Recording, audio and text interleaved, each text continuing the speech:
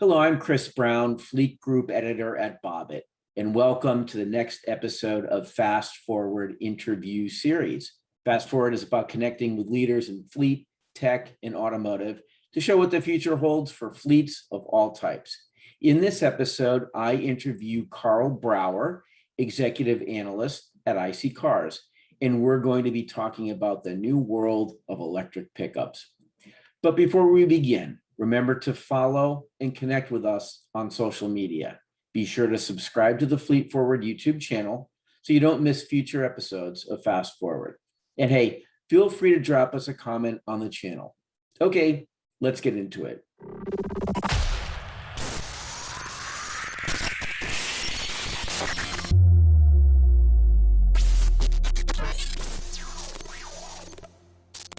So welcome, Karl. I'm really looking forward to this conversation on electric pickups. Yeah, it's a crazy market right now, and feels like we're kind of on the cusp of a bunch of these coming out. So it's kind of the next big thing, right? Yeah, it sure is. All right, I'm going to put you on the spot straight away here. I'm going to just kind of list off the EVs that are coming to market and just give me some overarching thoughts kind of on a quick hit basis. All right. So here we go. Tesla Cybertruck. When will it arrive? Okay. I hope no one's waiting with held breath on that one. I think it'll eventually show up, but who knows when. Okay. Lordstown Endurance.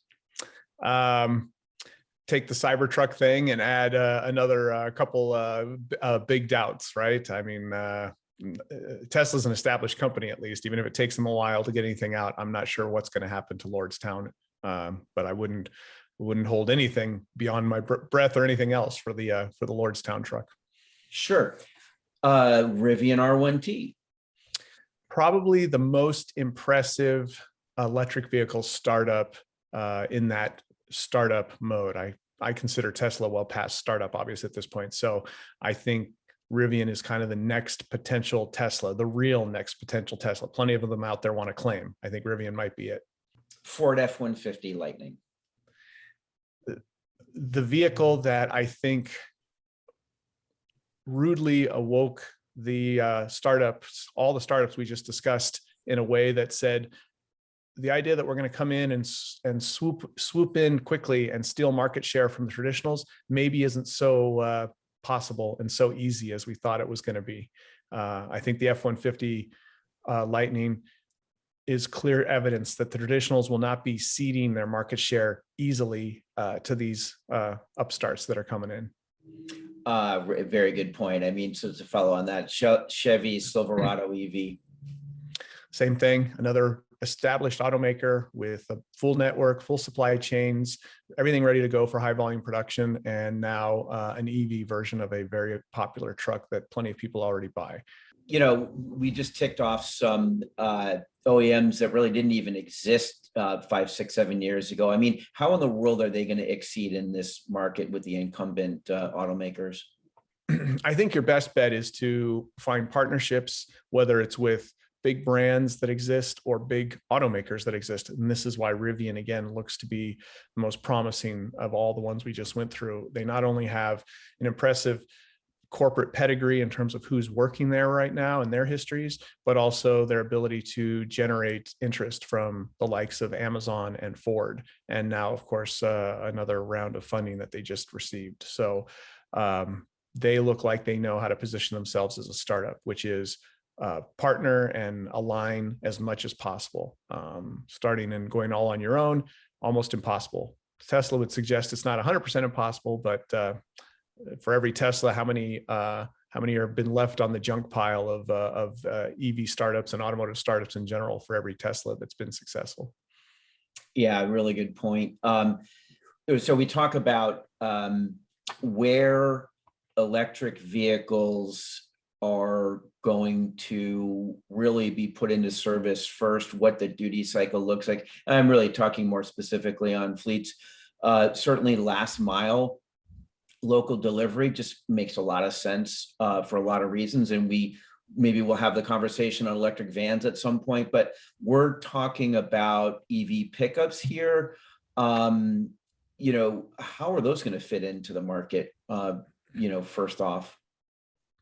So an electric vehicle is really good at certain things and really bad at other things. And one of the things it's bad at is, for instance, driving across the country, right? You've got to stop for a relatively long period of time compared to a gasoline engine or a diesel engine to fill up, and you've got to find a place to fill up, even in the middle of nowhere. But they're really good at urban, predictable routes.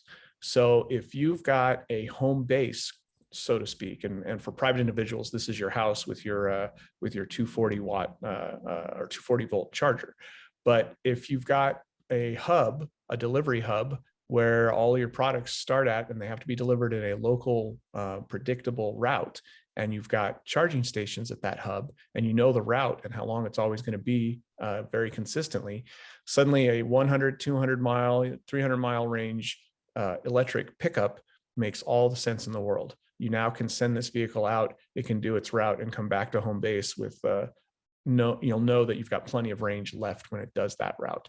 And it's in an urban environment where it's low speed, which is the best for trucks and best for EVs, and it's quiet, which is great to cut noise pollution. And of course, it doesn't emit any exhaust gases, which is great to cut air pollution. So as much as EVs can be argued against for replacing big rigs crossing the country, they're easy to argue against replacing UPS vans and mail vans and FedEx vans and Amazon vans running around your city. Yeah, I mean, I guess we probably won't be seeing electric pickups in the oil fields in West Texas anytime soon, or probably doesn't make sense in that duty cycle. Right. Plus, they'd probably be considered an affront to the entire industry in that part of the country anyway. That's a really good point, Karl. That's actually a very good point. Well, I mean, I guess, when you talk about, again, I mean, I'm just going back to the EV vans, and it does seem pretty clear. And obviously, EV vans are enclosed, which is really important for last mile delivery. But I mean, so in that environment, does an EV pickup really work? I'm talking about an urban environment. I don't know. They don't work as well as a van, obviously, in terms of how much, smaller cargo for that last mile delivery or, last couple mile delivery even that they would work in. But, there are still work sites throughout a city that a truck can go to, and it can carry equipment that you don't want put in a van. It's easier to access it in an open bed vehicle. And it's more flexible to have that open bed to pull it out or to set it up when you get to the work site. So there are still work site urban areas where an electric pickup would make a lot of sense. Yeah, I would think tradesmen with tools would be pretty good. I'm waiting for the shot of the tradesmen to go in a frunk and pull out their tools, be pretty cool. Don't forget the on-site power too. The thing that's really cool about these things, if you have a 250 mile range and you really only need 150 miles for at the most, you got another, third or more of your reserves left to power things when you get to the site that you're doing the work at. So there's actually some things that an electric pickup can do that an internal combustion engine vehicle can't do as easily once you're at the work site. Yeah, and certainly Ford makes that point, and they made that point with their F-150 hybrid, which is just a wonderful truck. Yeah. Which makes you kind of think like, well, maybe the sales will kind of go toward hybrid, as that bridge opportunity. I don't know, but I mean, any thoughts on the F-150 hybrid? Just that it's points to the future, that and it makes clear that it's not just about moving the vehicle around, but doing things when the vehicle gets to where it's going. In the case of trucks that are on work sites and want to do more than just transport things, but want to power things when they get there. To me, the idea that you could take an F-150 hybrid into the woods and, load it up with a bunch of power tools and literally construct a cabin out of the trees in those woods without coming back out for any other materials. You would start by cutting the trees down that are right there in the middle of the woods, and then you would shape them into the boards that you would build the cabin with, all using just the truck and the equipment you brought with you in the truck. Yeah, that's really cool.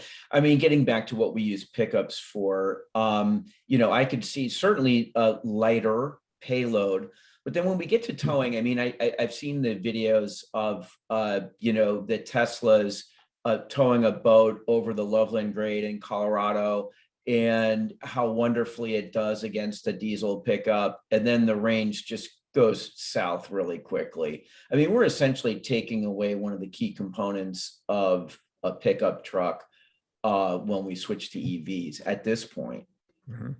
Yeah, again, once you leave the urban environment, in my mind, the EV story starts to kind of fall on its face. It just doesn't work as well. And especially when you're going not just a long range, but when you're carrying a lot of things, because those two things are completely contradictory. Once you're carrying a lot of things, trying to go a long distance, you're going to not get the performance that you're going to remotely see out of a diesel powered truck. An F-350 is going to have such an advantage over an electric truck, no matter what. Even going over that grade, I always make the joke with EVs when they say, oh, well, like they talk about the speed of an EV, the power of an EV. And I'm always like, all right, well, let's drag race then. Oh, by the way, I want to do 10 drag races, not just one. Yeah. Because in the 10th one, I'll still have some, even in my Dodge Demon, I'll still have some fuel in the tank. But after 10 quarter-mile runs in your Tesla Plaid, what's left, Yeah, really good point. And it's kind of hard to envision, frankly, our incremental but very real improvements in battery tech and battery range. I think incrementally 5 years from now, we still are probably going to have that towing issue with EVs. I think battery costs will keep coming down, and battery density will keep going up. So that's good. But how long before the cost and the density and the range are equating to what you would get out of an internal combustion engine, especially when you roll in recharge time? Again, if you're going to drive your boat not just over Loveland Pass, but from Denver to Lake Powell, you don't just have to get it over steep passes and have lots of torque, which the Tesla Cybertruck's great, but you got to get it 500 miles. And if that going over that pass with your boat costs you 90% of your charge, and as soon as you get to I'm trying to think the city like Glenwood Springs, right after you've done Loveland and Vail Pass, you got to stop for at least 20 minutes and maybe longer to get going again. And the diesel F-150's a quarter down on its tank in Glenwood Springs, including the boat towing from after you left from Denver, and it may not stop until it gets to Lake Powell, or it might stop once for 10 minutes. Yeah. One of them has an advantage over the other still. Well, hey, Karl, really good points. Really great conversation. I think we need to reconnect in a year and just see where these prognostications have ended up. It's such a fast moving market and so fascinating. I just want to thank you for joining us today. Hey, it was great being on, Chris. This is a exciting time in the industry, never boring, and happy to always discuss it. I feel like there's plenty to talk about and plenty to watch.